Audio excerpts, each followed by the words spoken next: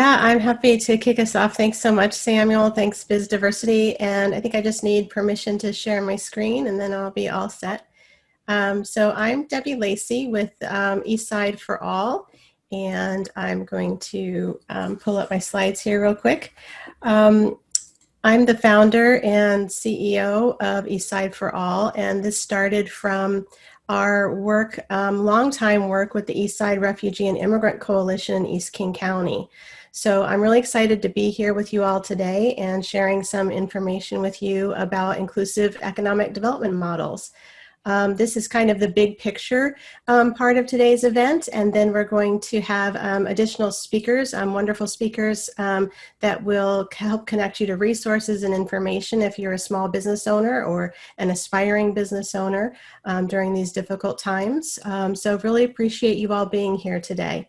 So I'm just going to go ahead and dive in, and if you have questions, please put them in the chat. And if I don't get to all of them at the end of my presentation, then if you want to include your email address, I can follow up with you later. So thank you so much. So Eastside for All's mission is to transform East King County into a place where racial, economic, and social justice is made possible for communities of color. And we do that by focusing on changing policies, practices, investments, and relationships. So we have three core initiatives in our social justice work, and they all intersect. So of course, they all have a relationship with one another, and even though we have individual and specific initiatives in each one, we are constantly looking at from these different perspectives when it comes to the overall strength of our community and safety of our community. So I wanted to share some wonderful resources that I've pulled together just to give you this overview today. And this is meant to be an introduction for those of you that may not be familiar with some of these different models, just to spur some thinking and some reflection time given the crisis that we're in. And so this is from Sarah McKinley and Joe Guinan from the Democracy Collaborative. And all of the resources that I'm referencing today, I'll be putting in the chat once I get out of the presentation mode, so you'll be able to grab those and check them out more later. But they're talking about working to ensure that the response to the crisis that we're in ushers in a new era of community wealth building. And they mean that to be the creation of democratic, inclusive, and locally rooted economies that are centered on collective well-being, local resilience, ecological sustainability, and economic justice. So what is community wealth building? Some more about that, because it really gives a good frame for what I'll talk about next. Again, with the Democracy Collaborative, this is a publication that they put out in 2015. They speak about it as a systems approach to economic development that creates inclusive, sustainable economy built on locally rooted and broadly held ownership, with the aim to create new systems that enable inclusive enterprises and communities to thrive and help families increase economic security. This is just one of my favorite resources. I could spend hours on their website, so I'll be sharing these links again with you later. But I want to talk about a little bit about the difference between traditional frames of economic development and growth versus the community wealth building model. And as I go through this, I want to say that when we're looking at the traditional approaches, this is not to say that all the people that are currently in our whole economic development ecosystem are acting in these ways or believing these things, but it is to say that as a system, this is what we currently have. By and large, this is the way that the system operates now.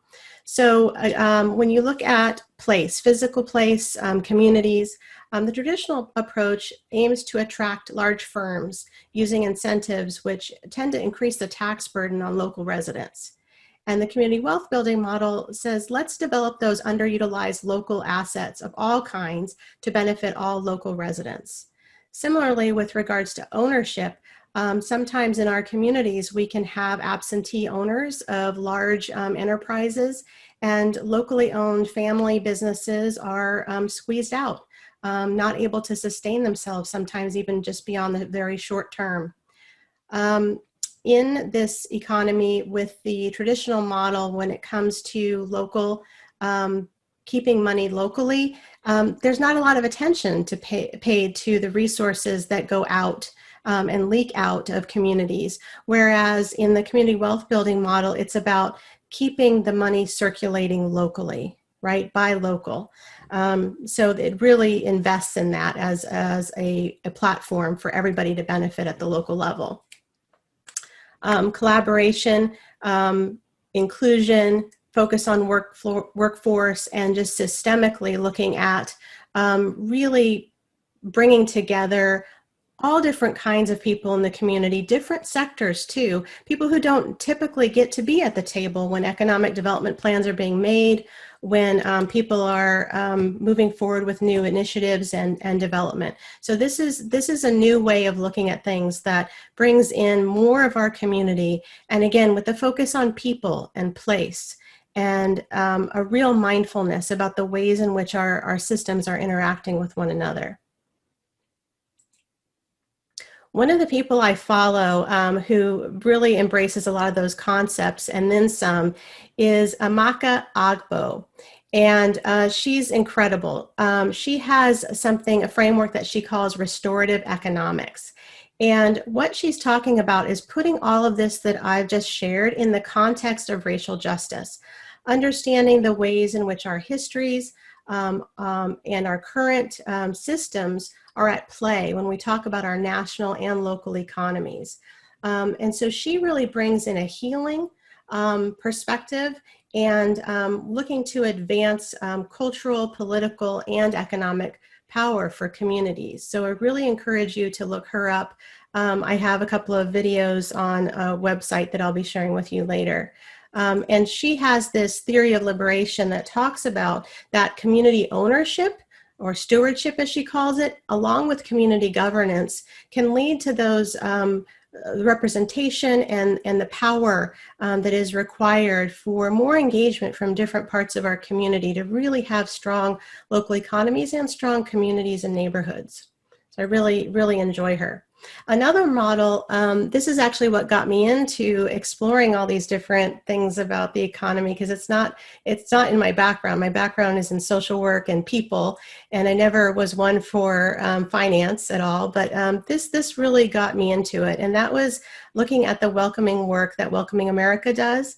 And they had a partnership that put out this Welcoming Economies playbook. And, you know, we all know the significant role that immigrants and refugees play in our economy. I was just looking up, there were some new numbers that came out in 2019 based on 2017 American Communities Survey data. And they said that 3.2 million immigrants own businesses in the United States, employing about 8 million people, and generating $1.3 trillion in sales. It's just really phenomenal. So this model says, let's really embrace the entrepreneurship within our immigrant refugee communities. Let's, as a whole community, support that and how it benefits all of us. So they talk about different ways to do that in the playbook. And if you look it up, you'll find these and more tips.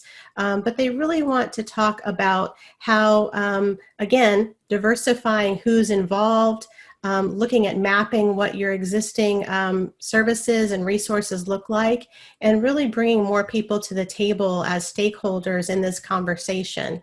They talk about in a comprehensive welcoming frame, and how everybody can succeed when you feel a sense of belonging, right? It makes you feel connected to your community, and you're more apt to be able to contribute what the gifts and talents is that you have. Gifts and talents. And lastly, to make sure that all of this is integrated into existing economic development plans and strategies that communities and cities have. So as I get ready to close here for this part, I just want to point to one other resource that'll be in the list I share with you, and that is the Next Systems Project. The Next System Project is a part of the Democracy Collaborative that I mentioned earlier. And what I love about what they're doing is they're taking all of this and they're saying, you know, there have been some really creative explorations into economic growth and development in recent years, and including solidarity economy, which I didn't mention today. There's a lot. And so they're trying to pull all that together, but not just the thinking about it, the action and the application at the community level with organizing that it takes to have these kind of conversations and really advance some new thinking in our communities, as particularly now when trying to respond to a crisis, but of course, long-term thinking for the next generations to come. So in just a moment, I'm going to pull out of here and get into some chat posts for you where you can explore more resources. I really invite you to do that as a first step. If anything here has piqued your interest, want to encourage you to read up a little bit more, watch a couple of short videos, and see what else it inspires in you, what kind of thinking you're interested in exploring more. And then you can sign up to get involved in conversations. Eastside for All is going to be convening multi-sector representatives throughout the East King County area. And we would love to see you there to hear your voice and be part of important conversations that could really make an impact on shifting the way that we do things that don't work for everybody and moving towards something that's more solid and sustainable for everyone.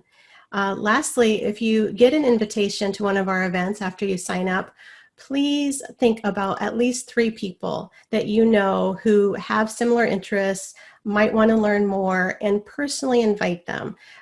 We say that often, but I can't overstate how important that is for you to extend those personal invitations to people you know so that they can find out about these things, because I personally don't have a huge marketing budget, so I rely on forums like this and you all out in the community to help share what's going on so we can get more people, more community members involved.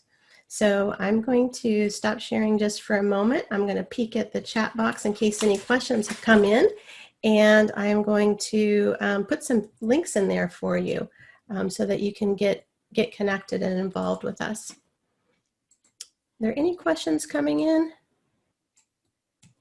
Let me grab the chat box here for you.